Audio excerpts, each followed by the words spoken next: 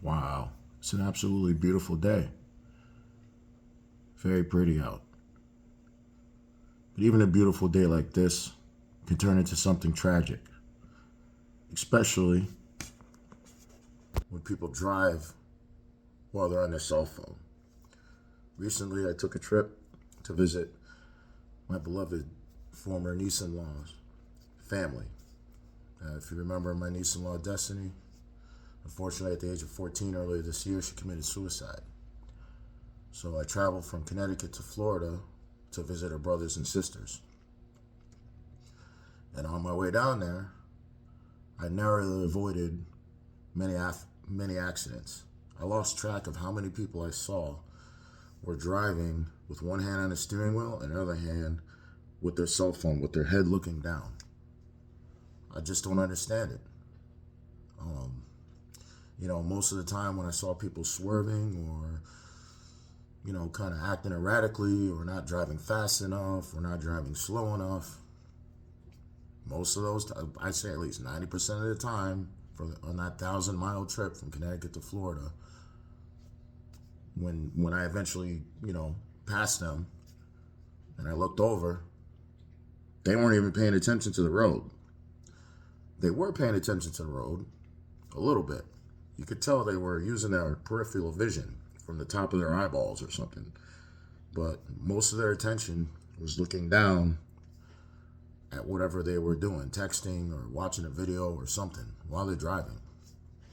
I even made a joke at one traffic stop, and I said to a guy who was pumping gas next to me, I said, maybe cars have gotten way too comfortable nowadays because people are so comfortable. People are so complacent when they're driving that they just naturally think that it's okay to drive with their cell phones.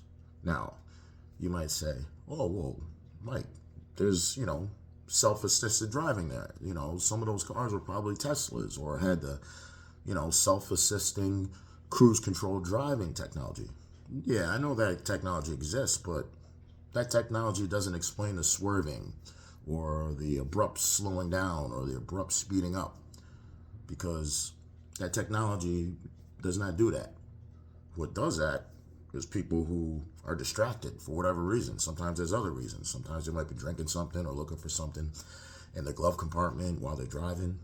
But I can tell you, at least most of the time, when I saw a distracted driver and I was able to pass them eventually, they was looking down at their cell phone. That's a very dangerous thing. Now, for me, the reason why I got agitated is because the first thing I can think of is I have 3 kids. 2 of them are already driving, then 1 will be driving soon. I would not like to wake up one day and find out that one of my beloved children was killed or seriously injured in a car accident because the driver that started the car accident or the chain reaction of the car accident was distracted because they was on their cell phone. So you can imagine how frustrated I was once I finally got to Florida. But this story has a very good ending. So about a week and a half ago, when I finally arrived to Florida, literally about 1 mile away from my friend's house, to turn before my friend's house, there were several stoplights, but it was a 50 to 60 mile per hour zone. I noticed a gold Mercedes 2000 something SUV driving a little erratically. And there was this nice young, maybe 25-something-year-old Middle Eastern woman, well-dressed, driving. And when I eventually passed her, I noticed that she had one hand on the wheel and another hand on her cell phone.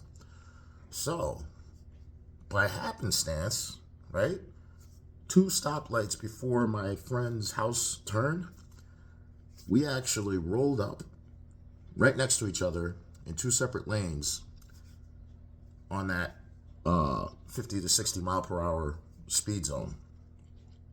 So she was standing, her car was right next to me on my passenger side. So I took the opportunity, I rolled down the window. I said, "Excuse me, miss. Please, miss."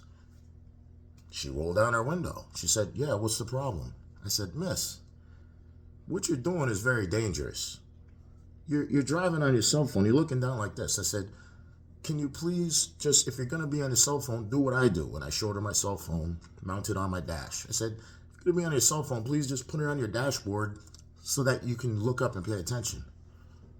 Now you're probably thinking, oh man, this girl's probably going to yell at me, flick me off or something like that. It's going to be a road rage, right?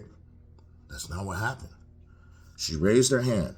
I swear to God, she raised her hand and she said, I am so sorry, sir. I'm going to do that from now on. Have a good day. Rolled up her window. I drove to my friend's house, and that was the end of the trip. I'm not making this up. I took an opportunity to be polite and politely tell her that what you're doing is dangerous. She listened. She agreed. She apologized. And within that 20-second conversation, she said that she's going to try to do better. She acknowledged that it was dangerous. So my question is, why can't all of you